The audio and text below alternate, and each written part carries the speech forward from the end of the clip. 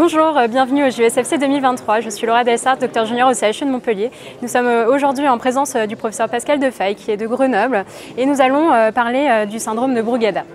Nous sortons d'une session qui est très intéressante, notamment sur les recommandations 2022 publiées à l'ESC concernant les tachycardies ventriculaires et la mort subite.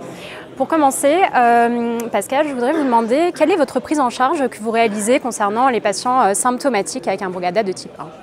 Alors voilà, le Brugada de type 1, c'est une indication qui est symptomatique, c'est une indication de défibrillateur.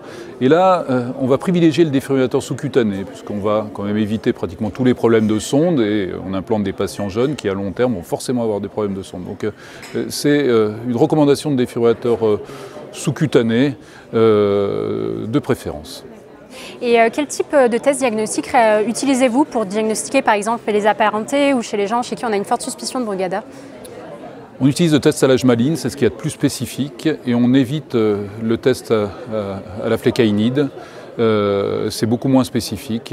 Par contre, on évite le test à l'Ashmaline avant 16 ans. Je voulais rajouter également sur le Brugada symptomatique les orages rythmiques, parce qu'il y a vraiment des algorithmes dans ces nouvelles recommandations concernant les orages rythmiques du Brugada, et notamment sur ce qu'il faut faire, les médicaments, l'Isuprel, l'hydroxyquinidine et puis l'ablation épicardique qui peut être utilisée. Et concernant les patients asymptomatiques, que pouvez-vous leur proposer ?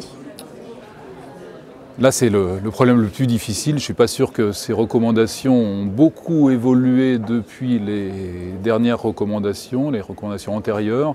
C'est toujours la balance entre le risque-bénéfice, entre les discussions de défibrillateur et la surveillance. C'est une discussion au cas par cas avec le patient, en lui expliquant qu'il a un risque spontané de mort subite de 1% par an, ce qui fait quand même 10% à 10 ans, mettre en balance avec les complications et les risques du défibrillateur. C'est pas si anodin que ça le défibrillateur, il y a des chocs inappropriés, on peut mourir également d'un choc inapproprié.